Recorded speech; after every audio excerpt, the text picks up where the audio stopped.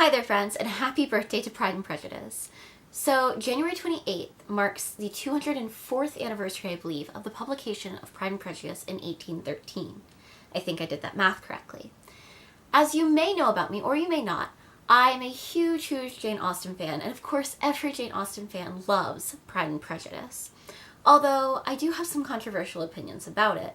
You may have already seen, and if not, I'll leave a link in my description box down below. I wrote a post for my blog this Monday called An Ode to Jane Bennet about how much I love Jane Bennet and why I think she's one of the best Jane Austen heroines. So controversial, I like Jane Bennet better than Elizabeth Bennet.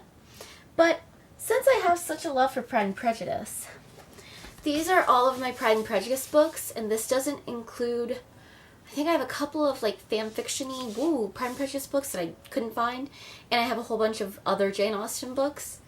So here's this. I'm currently rereading Pride and Prejudice. I'm about halfway through it, and I never fail to be impressed by how timely it is. The characters and even the plot kind of just stand out as still being relevant today. A mother who wants what's best for her daughters but is kind of overbearing.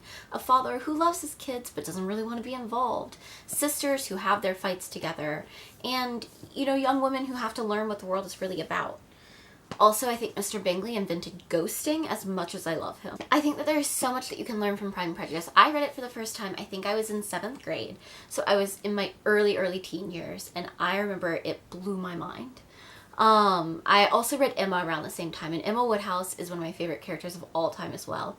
So over the years, I've kind of come to a place where Jane Bennet and Emma Woodhouse are definitely the two characters that I identify with, but also kind of what I strive to be in life. I think that Jane Bennet is everything that is good and lovely. And I think that one of the great things about Pride and Prejudice is that it gives you so many different characters for girls to relate to, or boys too, to relate to. So I wanted to put together a video with a couple of recommendations for other people who love Pride and Prejudice. If you're looking to celebrate the anniversary like I have been, obviously you can reread the original book. There's so many beautiful editions out there, and it's such a great book to reread because it's a lot easier, I find, to read than a lot of like classic novels because the way that Jane Austen wrote was fairly, you know, conversational almost. It's beautiful prose, but also fairly, it's not too highbrow. Another thing that you can do is obviously watch the Pemberley Digital series, The Lizzie Bennet Diaries. If you've not seen it yet, it's incredible. It's my favorite adaptation of Pride and Prejudice ever. I think it captures the original feeling of the book while updating it.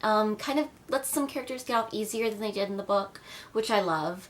Really captures Wickham's true scumbaggeriness, if that's a word. And also along with that, there are The Secret Diary of Lizzie Bennet and The Epic Adventures of Lydia Bennet. There's also the Lydia Bennet Diaries on YouTube. I love these books and that series so much. I'm totally obsessed with all the actresses and actors who are in it, especially Mary-Kate Wiles, who portrayed Lydia Bennet, and Ashley Clements, who portrayed Elizabeth Bennet.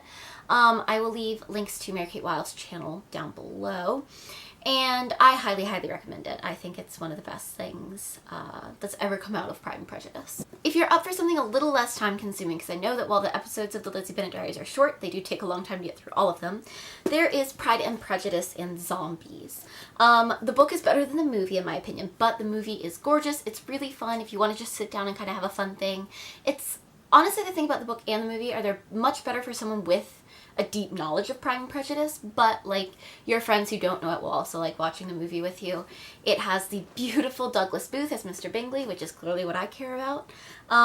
This book, though, is so clever. I put off reading it for so long because I was like, oh, zombies, but it's so smart. It's so clever in how it parodies the Regency era, how it brings in the zombies. I just can't recommend this enough. And finally, this one's a little bit more far-fetched, but if you happen to be in England right now, the Jane Austen Centre in Bath, England is one of the most fun things ever. It's a little bit touristy. It's a lot touristy, but if you're a big Jane Austen fan, I think it's so worth going. They also have this Jane Austen merchandise store, so like my car has an I Heart Darcy bumper sticker on it, which some of my friends make fun of me for because I don't even like Darcy that much, but I had to buy it. But it really is such a fun place to kind of learn about her life, especially as when she was living in Bath, and they sometimes have costumed interpreters too.